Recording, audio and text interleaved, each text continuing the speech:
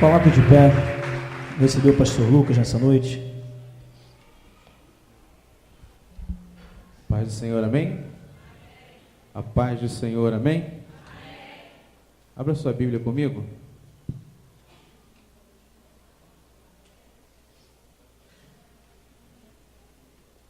Livro de Romanos.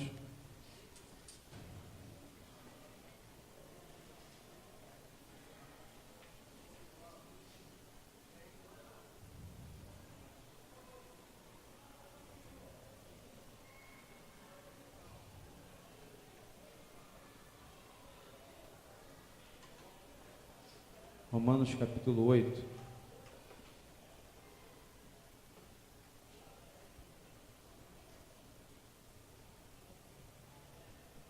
Todos acharam, amém? Só uma pessoa deu amém. Tá ruim de achar aí? Tá escuro? Tá escuro? Pode acender pelo menos uma ou duas luzes aí? Facilita aí para achar Romanos.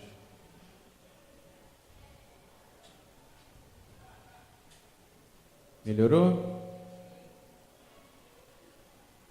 Romanos 8. Amém? Agora, pois, já nenhuma condenação há para os que estão em Cristo Jesus. Somente isso. Você pode ler agora todos a uma só voz? Agora, pois, nenhuma condenação há para os que estão em Cristo Jesus. Você pode ler mais uma vez olhando na palavra? Agora, pois, nenhuma condenação há. Se você fechar a Bíblia, você consegue falar esse versículo? Um só. Dá a última cola aí, dá uma olhada na Bíblia. Agora, pois, nenhuma condenação há para os que estão em Cristo Jesus. Você pode fechar a Bíblia e falar comigo? Pode? Vamos lá? Agora, pois... Teve gente que não falou, mas vai falar agora por osmose. Vai ouvir quem está falando do lado. Vai aprender mesmo que não queira, né? Vamos lá? Agora, pois... Agora fala como se Jesus fosse voltar depois que você acabasse de falar esse versículo. 1, 2, 3 e...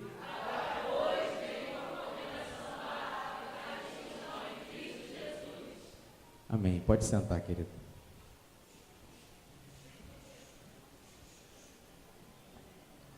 Quem é que estava no acampamento aí?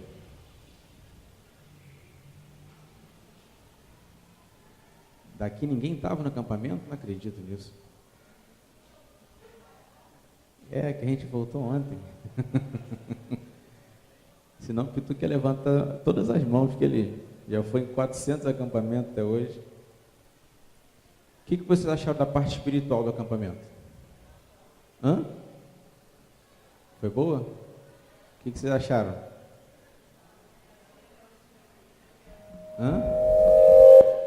Tremendo, maravilhoso. O que você achou, Nalber? Tá bom? Quem estava no acampamento viu que é bom quando a gente sente a presença do Senhor dessa forma, né? A gente sai de lá renovado, né? Sai de lá botando os capetas para correr. É legal quando a gente sai dali assim, impactado pelo que aconteceu naquele lugar.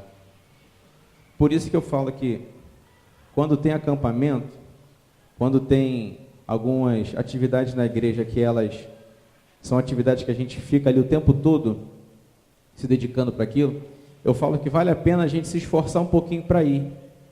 Vale a pena você fazer uma escala no trabalho, pedir uma folga naquele dia, pegar um pedacinho de umas férias, alguma coisa que você possa fazer, porque nós saímos dali com o nosso espírito fortalecido. Parece que a gente foi para uma academia, né? O espírito foi para a academia espiritual. E ele saiu de lá super renovado, super forte. Eu costumo dizer o seguinte: quem tem costume de vir aqui só nos cultos de segunda-feira, faz um sinalzinho. Durante a semana só dá para ver nos cultos de segunda. Só segunda. Quem consegue vir segunda e mais um dia? Quem consegue vir, vamos dizer, segunda, domingo e quinta, que também tem culto? Amém. Um culto, ele dura, vamos dizer, 2 horas. Se você só vem um culto durante a semana, em 2 horas, você está presente aqui no culto.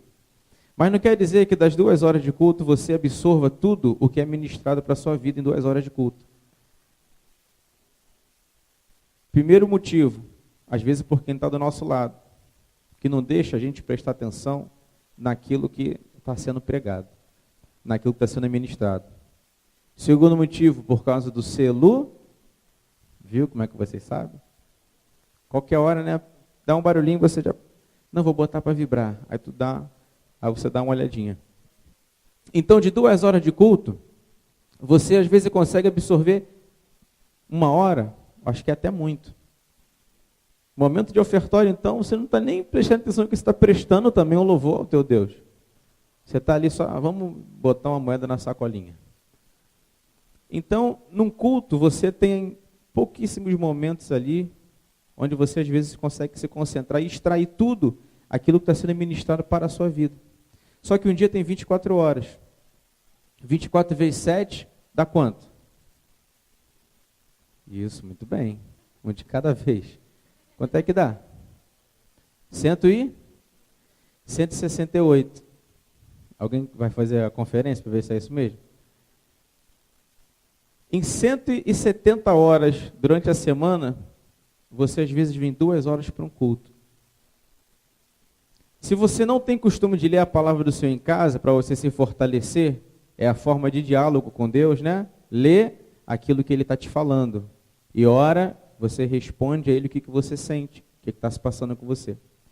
Às vezes, se você não tem essa habitualidade, você tem pouquíssimo tempo da tua semana para você dedicar para algo que é espiritual. Quando, na verdade, se você tivesse o entendimento de que você é um ser espiritual e nasceu para não morrer, você dedicaria muito mais do seu tempo, não ficaria rindo, conversando na hora que o pastor está falando aqui na frente, não ia ficar fazendo isso nunca, nem mastigando chiclete. Mas você ia estar prestando bastante atenção naquilo que está sendo ministrado sobre a sua vida. Quando você tem a oportunidade de você ir para um retiro, que você fique 2, 3 dias, você fica ali 48 horas, 72 horas ali, e o clima, eu nunca soube de uma pessoa que teve pesadelo no retiro. Já soube, Pituca? E olha que Pituca já foi em 398 acampamentos. No retiro, até na hora de dormir, ainda que a instalação não seja boa, ainda que a minha cama ela era um estrado, né? O estrado da cama, só que só tinha 2 madeiras do estrado. Hora eu estava nesse, hora eu estava no outro. E um colchão em cima, fino, igual um clube social. Mas você está dentro daquela atmosfera ali, então é impossível você não receber muito mais do que aquilo que você, às vezes, só recebe em 2 horinhas durante uma semana. 2 horas por semana, vamos botar um mês com 4 semanas aí, bota 2 vezes 4, 8. 8 horinhas se você vier uma vez por semana na igreja. Já no acampamento de pelo menos 2 dias, você fica 48 horas só ali, naquela atmosfera de unção. Aí o teu espírito sai como dali? Renovado. Quem jogou bola no acampamento? Aí tu joga bola, né? Aí tu fica meio que com medo de machucar o colega, né? Bom, pelo menos deveria ser assim, né? Ou então quando alguém vai te machucar, pô, desculpa, varão, desculpa, até te dar um abraço, né? Desculpa e tal. Tu, não, tá tudo bem, tá na benção. Vai jogar um futebolzinho aqui na rua? É assim? Tá na benção. Tá o quê, cara? Me xingou de quê? Não, foi ele, tá na benção. Vai fazer aqui fora. As pessoas estão ali, ninguém fura fila de ninguém no acampamento. Muito menos para comer. Não, pô, vem cá, filho. Não quero ficar aqui na tua frente não, porque tem um monte de gente aqui atrás aqui. Não, fica aí não quero não, vai lá para o último lugar. O clima é bom. Até se alguém vê furando fila, né? Tu chega ali, né? Pô, tu pensa que eu não vi, né? Não, pô, fica quietinho não, tá bom, tá maneiro, fica quieto aí. Mas vai furar fila aqui no banco, como é que é difícil? Facada, gente. Não dá certo. Dentro do acampamento, não tem o que você vê, não tem o que você... Se bem que tem gente que inventa, né? Tem gente que vai com a mente do maligno, né? Para o acampamento, começa a inventar um monte de coisa, começa a querer botar fogo nos negócios. Já botaram uma vez fogo no telhado do acampamento aí, né? Já aconteceu isso já. Mas quando a gente está se dedicando, a cruz está tombando, é isso?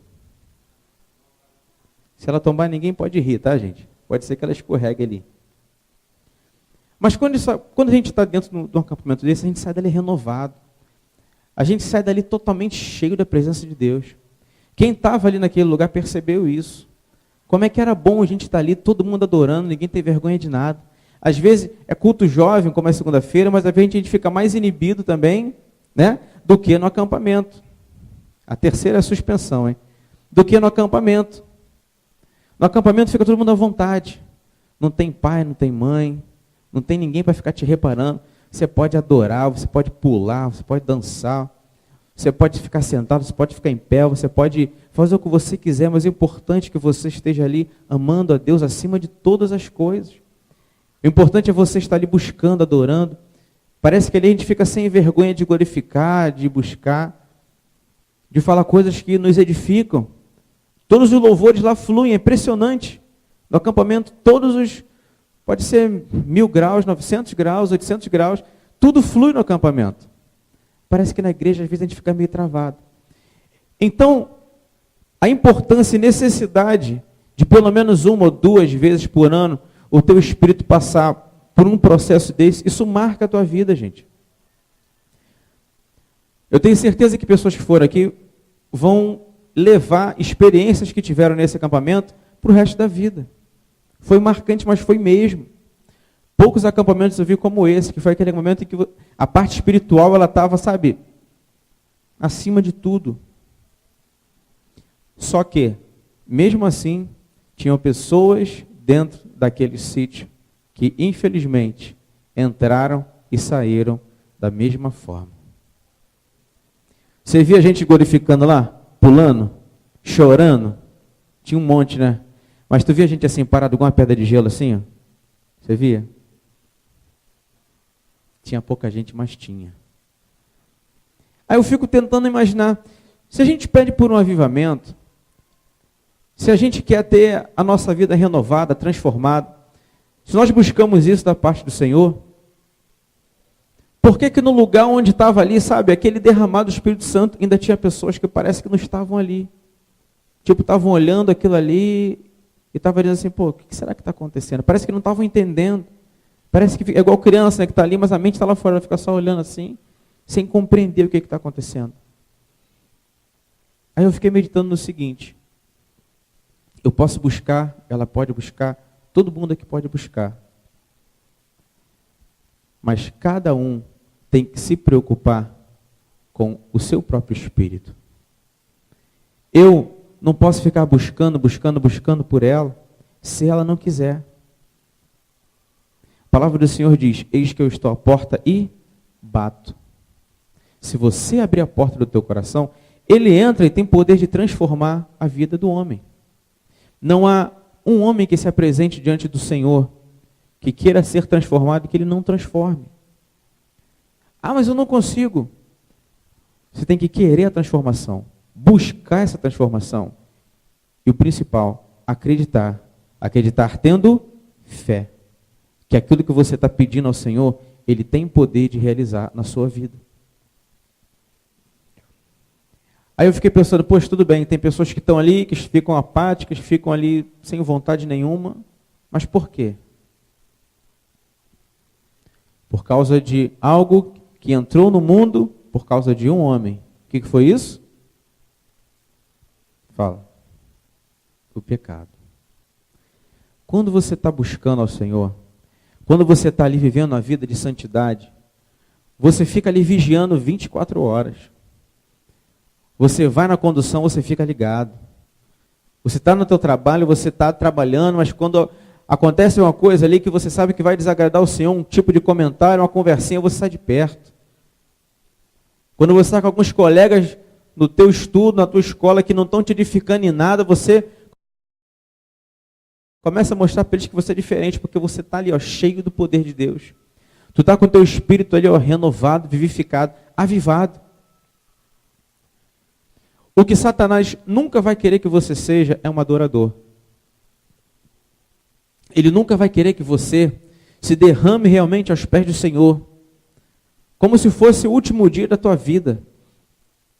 Ele não quer isso. Ele sempre vai pegar alguma coisa que aconteceu na sua vida e vai jogar isso na sua cara.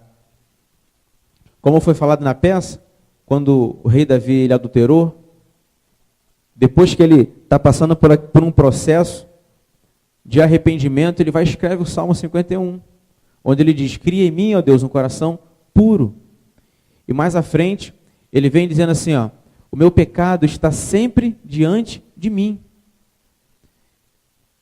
E a pior coisa é você ter discutido com alguém, ter ofendido alguém, magoou alguém. Diz uma coisa que você não gosta que ninguém te chame.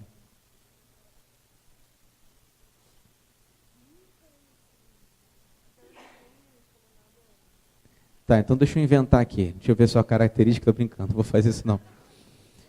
Mas vamos dizer que eu fale algo para ela. Pode ser ele no teu lugar. Deus proveu o cordeiro para o holocausto, né? Aí eu fico chamando ele de bigode. O cara não gosta, só que ele tem um bigode. Aí eu fico todo mundo bigode, bigode. Aí chegou a hora que o cara se irrita. O cara fala assim, ó. Não quero mais falar sobre isso.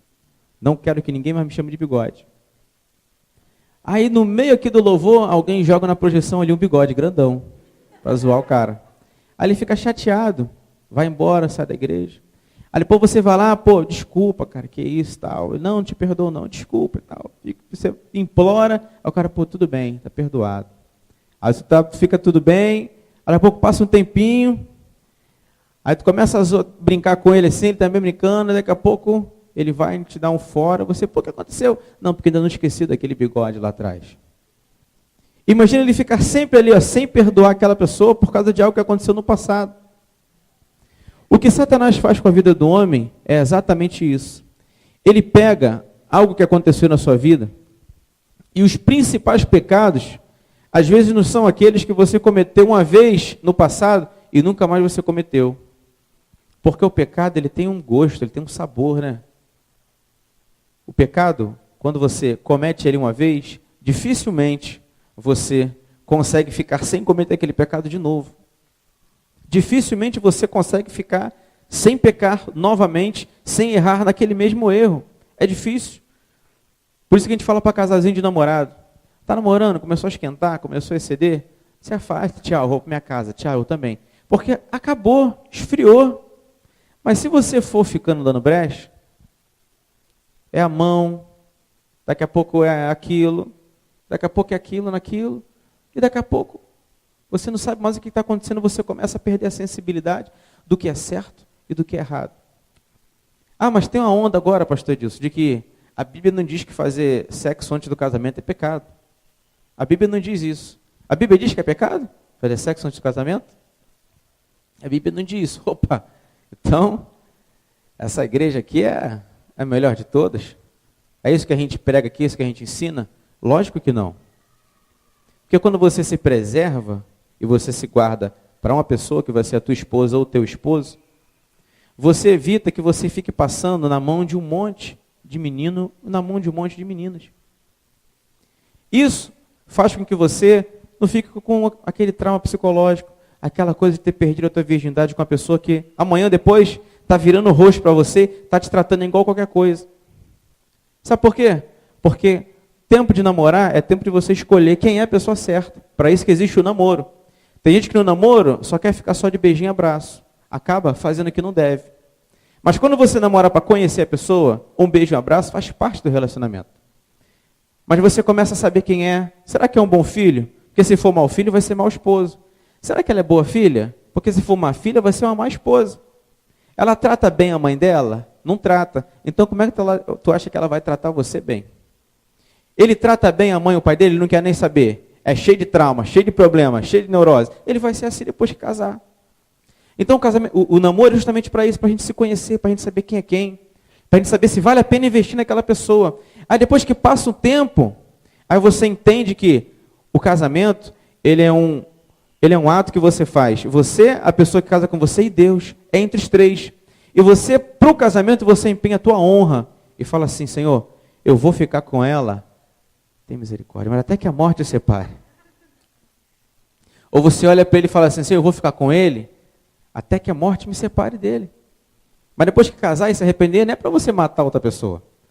Não, até que a morte separe, então eu vou orar para você morrer. Não é assim que funciona. Mas quando você casa, aí sim você pertence àquela pessoa pertence a você. Aí sim, depois do casamento, por isso que a gente pede, jovem, se guarda, se preserva. Depois que você casar, aí sim você vai ter uma vida vivendo para aquela pessoa para você. Por isso que a gente não aconselha que o jovem ele tenha relacionamento sexual antes de casar. A palavra de Deus não diz isso, mas o nosso bom senso e o discernimento que o Espírito Santo nos dá, nos faz nós entendermos dessa forma. Mas tem gente que erra, tem gente que peca uma vez, 2 vezes, 3 vezes, 4 vezes, aí daqui a pouco fica assim, não, agora eu vou ficar um tempão sem eu pecar, vou ficar um tempão. Aí consegue ficar 1 mês, 2 meses, daqui a pouco cai no mesmo erro de novo. Intimidade só gera intimidade. A gente tem que ter essa consciência. No início do namoro, né? Dá a mãozinha, dá o dedinho, nossa, que lindo, pega na mão, dá beijo na testa. Meu filho, depois de 2 anos namorando, a testa já não... O cara nem olha mais para a tua testa. Já está desesperado, já está... Você que é isso, moço? Já daqui a pouco você está tão envolvido. Por quê? Porque a intimidade vai gerando intimidade. E acaba chegando no momento em que você às vezes não consegue mais se controlar, não consegue mais se travar. Aí quando você vem para um culto, você senta aqui no banco, essa palavra está indo de encontro ao que você está fazendo, aí Satanás fica assim, ó, tá vendo aí? Ó? Isso é você. Isso é Deus mostrando que Ele não vai te perdoar nunca. Isso é Deus mostrando que você não vai conseguir ser diferente daquilo que você é. Mas justamente ao contrário, porque Ele é o pai da mentira. Isso é mostrando para você que hoje você teve uma nova chance de se arrepender. E arrependimento significa o quê? Deixar de fazer o que você está fazendo de errado e não fazer mais. Arrependimento não é chorar. Arrependimento não é vir para o altar aqui se derramando. O arrependimento ele é consciência. Arrependimento é racional. É você entender, se eu continuar praticando esse tipo de atitude, isso me afasta cada vez mais de Deus. E quanto mais eu me afasto do Senhor, mais eu estou vulnerável ao pecado. E quanto mais eu peco, eu sei que o salário do pecado é a morte. Mas o dom gratuito de Deus é a vida eterna em Cristo Jesus. Nós lemos esse versículo que diz, agora, pois, nenhuma condenação há para aqueles que estão em Cristo Jesus. Quem é que está em Cristo Jesus? Que isso? Amém. Com medo de estar em Cristo Jesus? Quem é que está em Cristo Jesus? A palavra do Senhor diz que aquele que está em Cristo é nova criatura. As coisas velhas ficaram para trás. E eis que tudo se fez. E eis que tudo.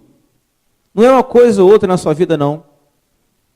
Porque a palavra do Senhor diz que se uma coisinha mínima te faz pecar, você tem que arrancar ela da sua vida. Porque é melhor você entrar no céu faltando um pedacinho de você, do que você ficar completo e ir para o inferno. Não adianta você querer ser santo e bonzinho em algumas áreas da sua vida, se você não colocar todas as áreas da sua vida, para que o Espírito Santo ele possa te transformar. E para que ele possa realmente fazer algo na tua vida, como você não experimentou ainda até hoje. Em suma, queridos, eu queria deixar a seguinte mensagem para vocês. Aquele que está em Cristo, aquele que busca um avivamento verdadeiro e genuíno para a sua vida, ele tem que deixar de pecar.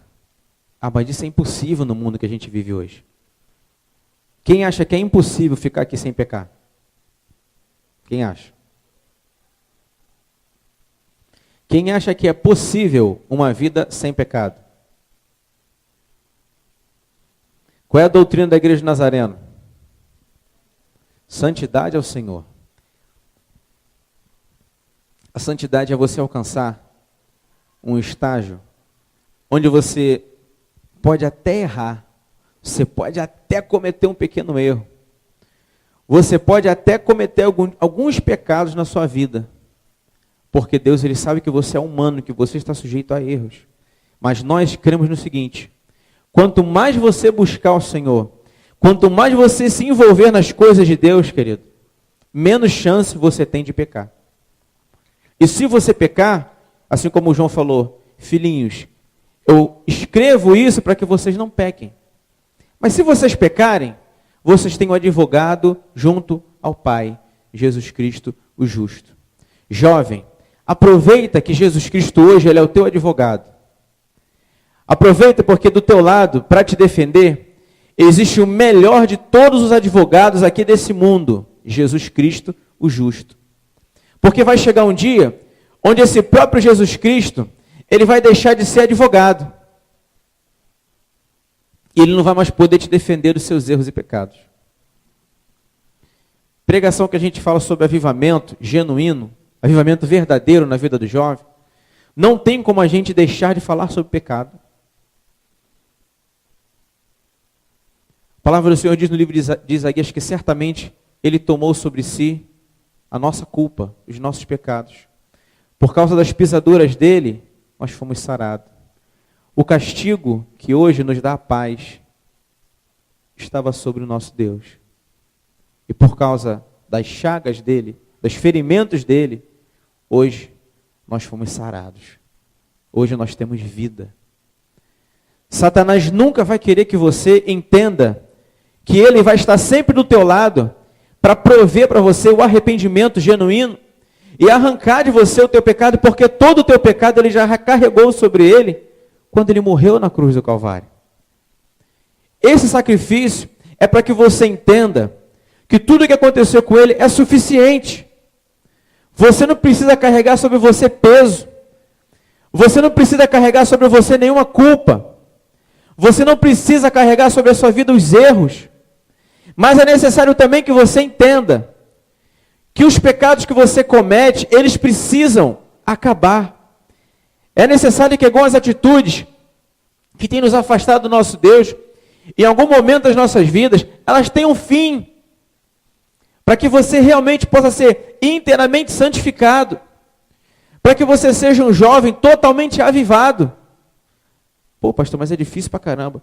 Eu sei que é difícil, mas não é impossível. É difícil, eu sei, mas não é impossível. Primeira coisa que você tem que fazer, cuidado com as pessoas com as quais você tem andado.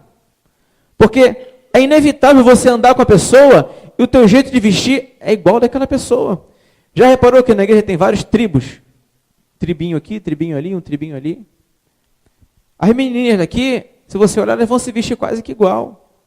O outro menininho ali vai se vestir com outro coleguinha ali. Se o coleguinha bota um bonezinho à barreta, no outro dia você também vai botar um bonezinho à barreta. É inevitável. Está rindo por quê? Porque é verdade, né? Vendo como é que Deus fala? Viu como é que Deus fala mais do que você, que estava conversando pra caramba aí? Então é inevitável que as pessoas com as quais você tem andado, é inevitável que você comece a selecionar. Sabe por quê? Porque se você não seleciona hoje, amanhã você vai amargar. Você anda no meio de um monte de coleguinha que fuma maconha.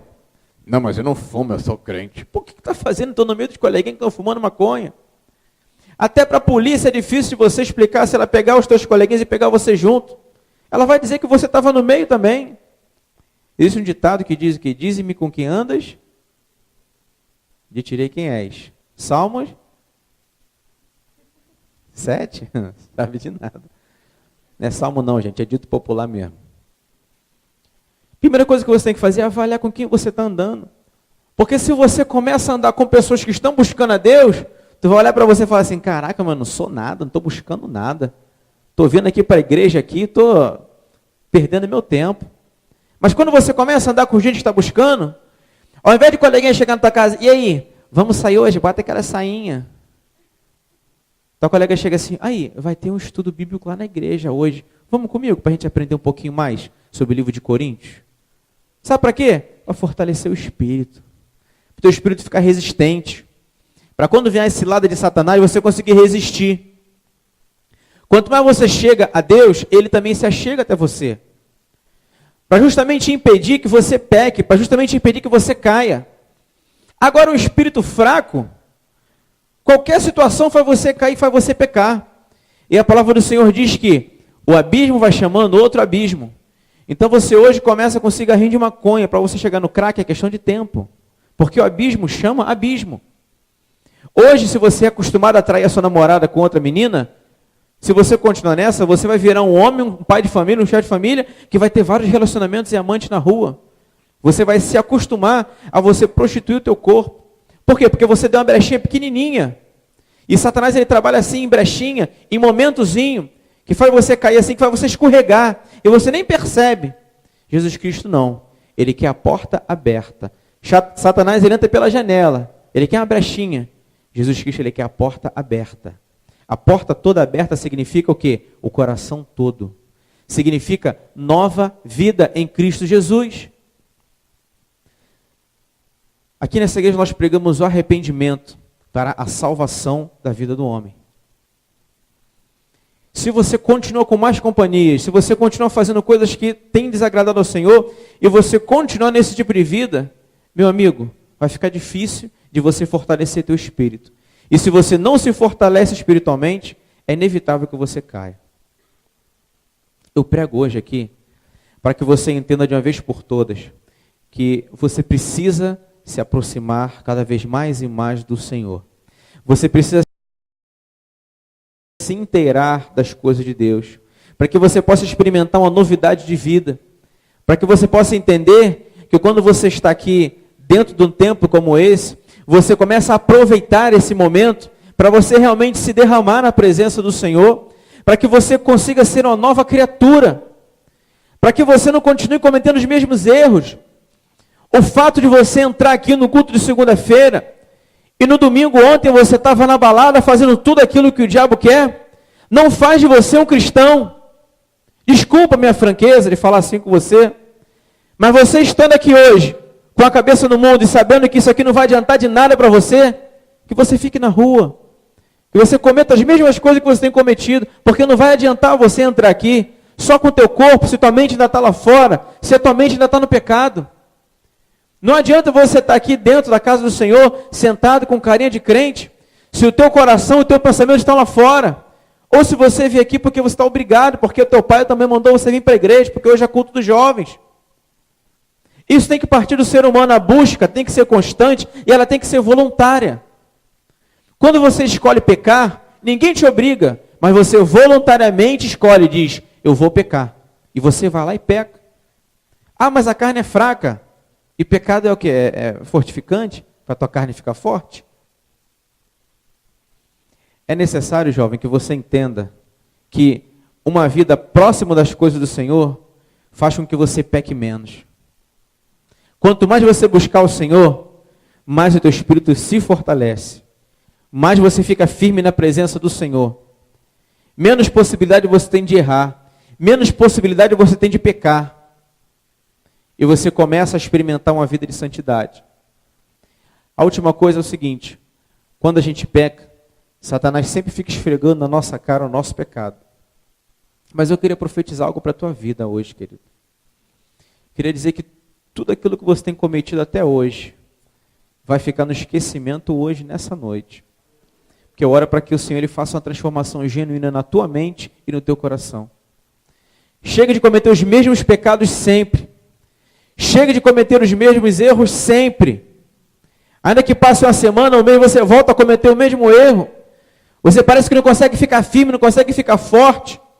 Você tem hora que está lá, dentro da sua casa, escondido, sozinho, só você. Mas o céu todo está percebendo e vendo aquilo que você está fazendo de errado. Aí depois você vem para a igreja com aquela cara de ovelhinha. Aí você vem aqui, você sobe, você toca aqui nos instrumentos, você ajuda aqui no sacerdócio. De que isso adianta se você não tem vida de santidade? E Deus, ele conhece você. Moisés, por causa de uma atitude mínima dele, ele não entrou na terra prometida. Será que você vai ficar vindo à igreja, adorando o Senhor, atuando em várias coisas aqui, e ainda tendo aquele pecado que está sempre diante de você, igual eu ouvi falar, o meu pecado está sempre diante de mim, eu não consigo me livrar dele. Entenda que por causa de uma coisa mínima dessa, você pode estar perdendo a salvação da sua alma.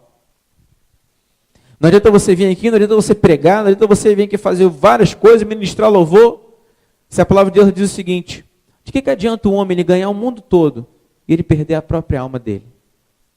Imagina para você, olhando para o céu e ver um monte de gente que você falou de Deus, se arrependeram, se converteram, estão lá experimentando a vida eterna, e você não subiu. Imagina a tua decepção. Poxa, eu sabia o que era certo, eu pregava o que era certo, eu testemunhava aquilo que era certo, mas por causa dos meus pecados que estavam sempre diante de mim, eu não conseguia alcançar a salvação da minha alma. Eu prego nessa noite, já para que você desperte em nome de Jesus. Tem jovem que vem para a igreja, mas vive num sono profundo espiritual. E a palavra do Senhor ela diz, jovem, você precisa despertar. Desperta você que está dormindo. Desperta do sono da indolência. Porque nós vimos aqui segunda após segunda para pregar salvação e para pregar arrependimento. E tem jovem que não está se arrependendo. Tem jovem que está continuando a viver a mesma vida de sempre. O pecado está sempre diante de mim. É necessária a atitude de mudança. É necessário você afastar de você aquilo que te faz pecar. É necessário que você entenda que existe um ponto crucial, onde daqui para cá não é pecado e daqui para lá é pecado. Existem momentos em que você pode escolher pecar ou não pecar. Você está ali com aquela pessoa, quando você está vendo que está naquele namoro, já está começando a esquentar, está começando a se envolver. Para no momento em que você vê, até aqui eu vou, daqui para lá eu não vou mais. Mas tem jovem que infelizmente não pensa assim. Já está ali, já começou a errar, já começou a se exceder. Aí ele fala, já cheguei até aqui, pastor, já sei que eu estou pecando mesmo. Aí vai lá e mete o pé na jaca, se afunda mesmo na lama do pecado. Aí depois volta arrependido, chorando. Não, vamos recomeçar, vamos fazer tudo de novo, vamos fazer a corte. Agora adianta fazer corte? Depois que já cortou tudo? Existe momento, jovem, que você tem que saber, até aqui eu vou, daqui para lá eu não vou mais. Existem pessoas na sua vida que só estão na sua vida porque você quer, porque ninguém é obrigado a andar com ninguém. Mas se você sabe que aquela pessoa está te afastando de Deus, esquece aquela pessoa. Se afasta de certas pessoas que não acrescentam em nada na tua vida. Porque se você continuar, você vai continuar pecando. Porque se você continuar, você vai continuar caindo. E não vai adiantar de nada. Você vem para a igreja, orar, louvar, porque Deus ele sabe como é que está o teu coração. E Ele, por te conhecer, sabe que se o teu espírito não está fortalecido, você vai continuar pecando, e você vai sair daqui, a tua vida vai continuar a mesma coisa. Queria que você parasse para pensar agora em algo que para você é um pecado que você queria hoje largar, esquecer, tirar e arrancar da tua vida. Aquilo que você sabe que dia após dia ele tem te afastado do Senhor. Aquilo que você consegue às vezes ficar ali um bom tempo sem cometer, mas chega em determinado momento da sua vida que você olha assim e você fala assim, poxa, errei de novo, cai de novo. Aí parece que tudo aquilo pode distribuir. Aí parece que tudo aquilo que você edificou no decorrer da tua caminhada cristã, parece que por causa de uma atitude, você volta para o ponto zero de novo. Estão entendendo o que eu estou falando? Você está buscando, está se fortalecendo, você está ali firme com Jesus. Aí parece que chega um momento em que você está ali, super forte. Aí do nada você volta para o ponto zero de novo. Você se apresenta ali de novo diante do seu pecado, e o pecado mais uma vez vence você. É como se Satanás dissesse assim para você, você pode ficar aí sentadinho na igreja, você pode botar a Bíbliazinha debaixo do braço, mas eu quero que você entenda que você é meu. Que eu vou ficar tentando você para você pecar até você cair. Tem hora que você se sente assim? Todo mundo se sente assim, em determinado momento da nossa vida. Eu queria que você escrevesse aí nesse pedaço de papel. O que às vezes faz você cair? A principal coisa. Não é para quem está do teu lado olhar, não. Não quero que você coloque seu nome, só quero que você escreva. Depois que nós utilizarmos isso aqui dentro, eu me comprometo a nessa semana eu estar indo lá no monte, não sei se o Diego vai querer ir comigo, e a gente vai queimar esses pedidos no ato profético, querido. Dizendo assim, Senhor, os teus jovens foram sinceros com o Senhor. Então, Senhor, em nome de Jesus Cristo, opera um milagre na vida deles. Porque quando você é sincero, e você confessa para o Senhor aquilo que você carrega dentro de você, que você quer abandonar, que você quer esquecer, creia, querido, Ele tem poder de transformar a sua vida. A palavra do Senhor ela diz, se confessarmos os nossos pecados, Ele é fiel e justo para perdoar os nossos pecados e nos purificar de toda injustiça. Escreve nesse pedaço de papel. Pode escrever. Às vezes é uma coisa, 2, 3, uma lista, não importa. Quem está do outro lado não é para ler. Eu não quero que você se identifique de forma nenhuma. Eu só quero que você escreva. Isso não vai ser lido aqui para ninguém tentar adivinhar quem é que escreveu, nada disso. Isso é um ato profético. Onde às vezes você em oração, você tem até vergonha de pronunciar as coisas que você tem feito. Se Jesus voltasse agora e pedisse para dar uma olhadinha no teu histórico do teu computador, tu não ia para o céu de jeito nenhum. Tem certas coisas que você está fazendo na sua vida, que você nem coragem de orar e falar você tem. Então tenha coragem agora, escreve nesse pedaço de papel aí. Pode escrever. A gente tem aqui poucos minutinhos aí para você fazer isso. E eu profetizo que hoje aquilo que te afasta do Senhor vai cair por terra em nome de Jesus da sua vida. Profetizo que você vai sair daqui um jovem fortalecido e cheio do poder de Deus. Profetizo que a tua fé vai ser aumentada hoje e você vai acreditar que as coisas velhas vão ficar para trás e que tudo vai se fazer novo na tua vida. Já escreveram? Escreveu? Conforme for escrevendo, fala o seguinte, ó. Passa para quem está na ponta de cada meio, ó. Faz isso assim, ó. Passa para quem está. Aí o pastor Pituca vai passar aqui no meio, aí fica mais fácil dele recolher.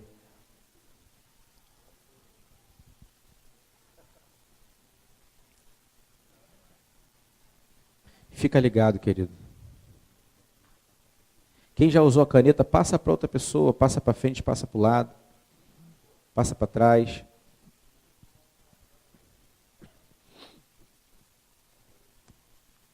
É um ato profético, querido. Escrevendo nesse papel, você está confessando para o Senhor, Senhor, olha, esse aqui é o pecado que está sempre diante de mim. É esse pecado aqui que eu quero que o Senhor tire ele e apague ele da minha vida. Tenha certeza que Deus ele tem poder hoje de fazer o impossível, o sobrenatural acontecer na tua vida. Diego.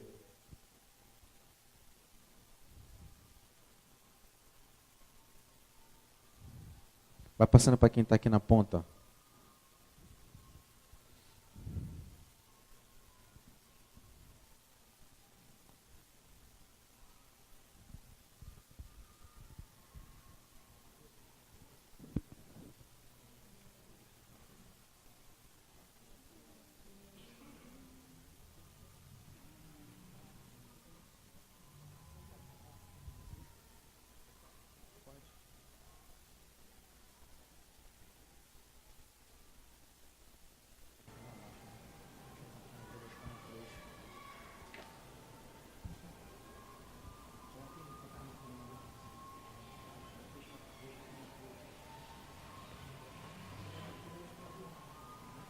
Tem gente escrevendo ainda, não tem? Você que já acabou de escrever, querido, fica de pé no lugar onde você está mesmo.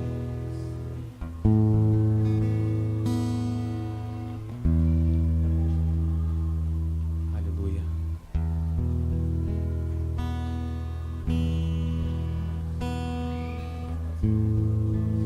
Quem já acabou assim, ó, levanta o papelzinho que o Gilson vai buscar, o Edilson, o pastor Edilson também.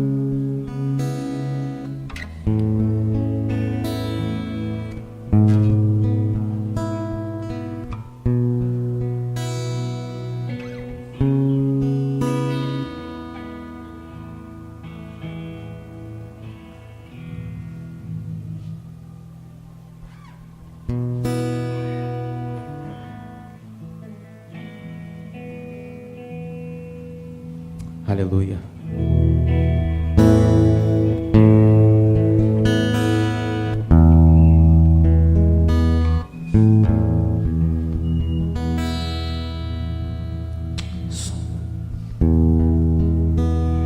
Rômulo, tem um ali, ó, que acabou agora ali. Quem acabou, levanta assim que ele vai recolher aí, ó. Há cerca de uns 2000 anos atrás, se cumpriu uma profecia. Uma profecia que dizia que uma moça, como muitas moças aqui, uma moça virgem, uma que não tivesse tido ainda relacionamento com homem nenhum, ela seria o recipiente, a hospedeira do próprio Filho de Deus. Então, naquele momento, aquelas mulheres, elas ficavam aguardando, esperando, e elas se privavam de ter relacionamento sexual, porque elas acreditavam que aquela profecia poderia se cumprir na vida de cada uma delas. E elas ficavam ali assim, ó, poxa, será que sou eu a escolhida? Será que vou ser eu aquela que vai ter a honra de carregar o Filho de Deus? Até que no momento, Deus chega para o anjo Gabriel e fala assim, ó, vá lá entregar a notícia que a escolhida, a agraciada, vai ser aquela ali, de nome Maria. Ela é noiva de José. José, no momento, vai ficar meio assim, achando que ele foi traído, mas ele não foi, não. É porque se cumpriu a promessa na vida dela. E ela foi, teve um bebê, em todas as condições que os profetas narraram, tudo aconteceu. Com 30 anos de idade, ele já era um homem. Ele assumiu a missão principal dele, de evangelizar, de pregar para o mundo que Deus, de que Jesus Cristo era o único caminho, a única verdade e a própria vida. E ele cumpriu com o êxito dessa missão dele. Ele anunciava, ele pregava. Em 3 anos, ele começou a arrebanhar homens. Ele via homens assim pescando peixes. Ele falava assim, ó, ei, você, vem me seguir.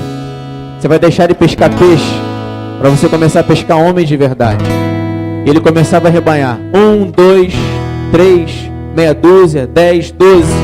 Ele trouxe 12 com ele. Ele olhou assim e falou assim, eles precisam de uma transformaçãozinha, mas com esses 12 aí já é o suficiente já para que eu possa iniciar o meu ministério. E ele começou a dizer, ele começou a ministrar dizendo que ele era o próprio Deus. Ele começou a dizer que ele era o próprio Deus que estava no céu e somente entrou em um corpo humano para que ele pudesse ter uma forma humana para vir aqui nesse mundo para cumprir a missão dele. A missão dele acabou de uma forma triste a princípio, porque implicava em ele morrer, porque uma vez ele morto, imaculado, sem ter cometido sequer um pecado, nele habitaria a plenitude de toda a graça, para que ele pudesse perdoar os seus pecados. Ele instituiu então ali a nova aliança, feita com sangue, uma aliança incorruptível. E ele fez isso, ele veio a esse mundo. Certa vez ele foi cravado numa cruz, onde foi escrito Jesus Nazareno, Rei dos Judeus. Depois dos 3 dias que ele estava ali morto, ele desceu até a profundeza do inferno. Ele tomou nas mãos dele a chave do inferno. Imagina a vergonha de Satanás, hein? Ele morre, depois do 3 dias ele desce até o inferno. Imagina o murmurinho no inferno. Sabe quem está chegando aqui? Jesus. Jesus está entrando no inferno. O que ele vai fazer? Aí ele chega lá e fala assim, ó, me dá a chave. Me dá a chave da morte. Me dá a chave da morte. Mas por quê? Porque agora eu venci a morte e eu tenho poder sobre ela. Eu quero a chave dela na minha mão. Mas para que isso? Para que todo aquele que crê em mim não morra, mas tenha vida eterna. Para que quando você morrer, o teu corpo ele começar a se decompor aqui nessa terra, o teu espírito possa morar com o teu Pai na glória. Porque uma vez Jesus Cristo vindo ao mundo, ele cumpriu a missão dele. E tudo aquilo que ele sofreu nele, sem ter cometido pecado algum, ele chorou lágrimas de sangue por amor a mim, por amor a você. Por quê? Só por conta da dor física? Não, a dor espiritual nele era muito grande. Porque nele, ele que nunca pecou, não sabia o que era pecado, ele se fez pecado por causa de cada um de vocês que está aqui. Ele tomou sobre si os nossos pecados. Todos os pecados ficaram presos lá na cruz do Calvário. Tudo aquilo que você escreveu aqui, tudo aquilo que você colocou, para que você entenda que hoje Ele está como essa cruz, de braços abertos, dizendo para você assim, ó: filho meu, eu te perdoo pelo que você cometeu de erro na tua vida. Eu te perdoo por aquilo que tem feito você errar e você pecar. Ele diz para você: filho, eu não estou aqui para te acusar não. Eu sofri o que você sofreu na carne porque eu me fiz homem como você. Mas eu te amava tanto que eu não pude pecar, senão eu falharia na minha missão. E olha que não foram poucas as vezes que Jesus foi tentado, mas Ele se manteve firme até o fim. Se manteve firme até ter um sacrifício de morte na cruz, por amor à tua vida.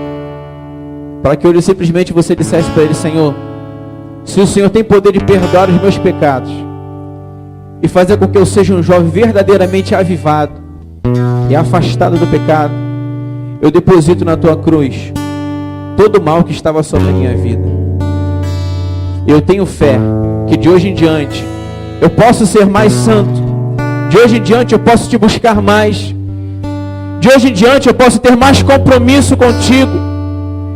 De hoje em diante eu posso mostrar para as pessoas que estão ao meu redor que verdadeiramente eu sofri uma metamorfose, verdadeiramente eu sofri uma transformação. Não porque eu fui em um acampamento, não porque eu estou indo ao culto, não, mas porque eu tenho vivido em novidade de vida. Porque agora eu me sinto em Cristo Jesus. As coisas velhas já passaram, e eis que tudo se fez novo, igreja.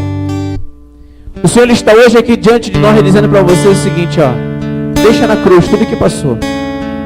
Deixa na cruz o que passou. Tenha fé em mim que hoje eu vou te fortalecer, para que você não caia mais, para que você não erre mais, para que você sinta a minha presença quando você entrar no culto desse, para que você não fique jogando conversa fora quando o pastor está fazendo um apelo aqui de salvação, para que você tenha consciência de que essa palavra ela tem que encontrar lugar no teu coração, para que você seja um jovem transformado, cheio do Espírito Santo, para que você pare de viver vida de erros. Não é para pecar hoje, amanhã, ou daqui a uma semana, ou daqui a um mês, não. O sacrifício do Senhor é suficiente para que você não peque nunca mais. É isso que Ele quer que você entenda. É necessário que você deixe na cruz do Calvário tudo que aconteceu na tua vida até hoje, e daqui para frente você siga uma vida nova. Se você quiser fazer como foi feito aqui com os teus pecados, se você quiser deixar na cruz, estou dizendo que você é muito crente ou pouco crente, que você peca muito, que você peca pouco, estou dizendo isso. Estou dizendo, você que não quer mais fazer o que está aqui, ó, o altar está aberto para você.